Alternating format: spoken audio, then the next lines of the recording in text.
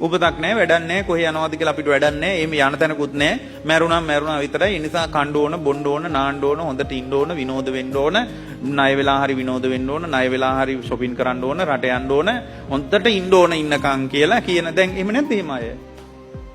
එහෙම ඉන්නවා.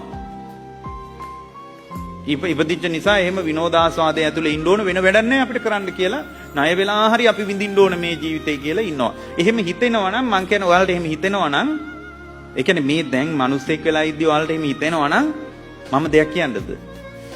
හොඳට කන්න මේ වෙලාවේ. හොඳට කන්න ඕන මේ වෙලාවේ. බොණ්ඩ තියෙන ඒවා තියෙනවනේ. ඒවත් හොඳට බොන්න ඕන. එක එක ඒවා බොන්න තියෙනවා ණය වෙලා හරි බොන්න ඕන. ලෝන් එකක් ගහලා හරි ණය බොන්න ඕන පුළුවන් තරම්. නැයි එහෙම කියන්නේ. ආය කාලෙකට මනුස්ස භවේ නැහැ. ආය කාලෙකට මෙහෙ එනවා බොරු. මෙහෙන්න බෑ ආය. ඔයාලට හිතෙනවා නම් නෑ ඉතින් කාලා බීලා ඉන්න ඕන ජීවිතයක් තියෙන ඔය හාඳුරු පටිච්චසමුපාදේ කිව්වට විදර්ශනා ඥාන මේවා කිව්වට මේ පටිච්චසමුප්පන්න ධර්මයක් ඇතුලේ දුක ඉවර කරගන්න පුළුවන් කො නෑ මෙහි සැප තියනවා කියලා ඔයාලගේ හෘද සාක්ෂිය කියනවා නම් මේ ධර්මයේ අහන්නත් හිතෙනවා නම් ඉතින් කරන්න දෙයක් නෑනේ. එතකොට මොකද කරන්න ඕන? එතකොට ඉතින් හොඳට කාලා බීලා විනෝද වෙලා සුව පහසු ජීවිතයකට යන්න ආයේ කල්ප ගානකට මනුස්ස භවේ නෑ යාට.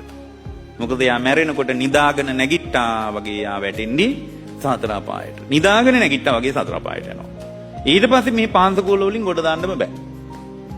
පාන්සකෝල වලින් මේ මොනවාද මේ ඊට පස්සේ පැන් වඩලා ඊට පස්සේ මෙහි කරන හත් දවසේ දාන වලින් හත් දවසට හාඳුරු කෙනෙක් ගෙනල්ලා බණ කියවලා එන අයට හොඳට කන්න බොන්න දීලා එයාව ගොඩ දාන්න බෑ. ඒ නිසා මේ தত্ত্বය තේරුම් ගන්න. මේ ලැබිච්ච එක වටිනා එක මේ ඔයාලා අද මේ බුද්ධ ශාසන ඉස්සරහා ඉපදිලා ඉන්නේ පින්වත්නි පිරිනිවන් පෑම පිණිස කියලා හිතන්න. මේ ඉපදුනේ නම් භවයට නෙමෙයි නිරෝධයට කියලා හිතන්න. එහෙම හිතනකොට මාර්ගයේ පෙනේ. ඔයාලා හිතන්න මේ පටිච්ච සමුප්පන්න ධර්මයේ ඇහෙන වෙලාවක අද මම ඉපදුනේ නිවන් දකින්න විතරයි කියලා හිතන්න. දරුමුණු බොරෝ නලවන්න කියලා හිතන්න එපා. උදේට බත් මුල් බඳින්න මං ඉපදිලා ඉන්නේ කියලා හිතන්න එපා. ස්ත්‍රියක් හැමදාම හිතන්න ඕන මං ඉපදුනේ දුක ඉවර කරන්න. ඇයි දුක ඉවර කරන්න ඉපදීමට හේතුව? මේ පටිච්චසමුපාදය ඇහෙනවා මේ කාලේ. චතුරාර්ය සත්‍ය ඇහෙනවා. නිවන් මඟ වඩන සතර සතිපට්ඨානේ වඩන විදිය ඇහෙනවා. බොජ්ජංග වඩන විදිය ඇහෙනවා. ආර්ය අෂ්ටාංග මාර්ගයේ වඩන මේ ඔක්කොමත් ඇහෙද්දී කේන්දරේ ඔලුව උඩ තියාන යන උපාසකම්මල ඉන්නවනේ.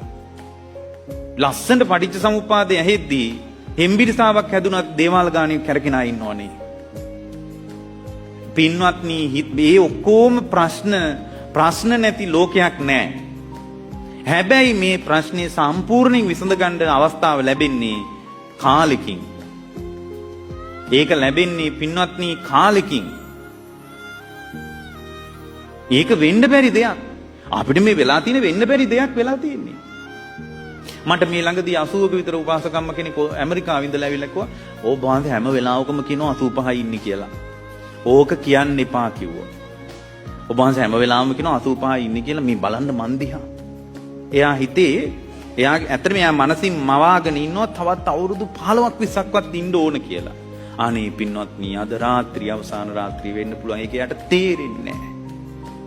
ඒක යාට තේරෙන්නේ නැහැ. මානව වර්ගයාගේ ආයුෂ මෝරලා නැහැ. ක්‍රමානුකූලව 12 පාරක් ගලනෝගේ ජරා මරණ දුක පැත්තට යන්නේ. මේ தත්ත්වය තේරුම් ගන්න. ඒ නිසා පින්වත්නි ඔයාලා පළවෙනියෙන් නිවන් මඟ වඩනවා නම් විදර්ශනා නෙමෙයි කරන්න ඕනේ. මොකද පළවෙනියෙන් කරන්න ඕනේ?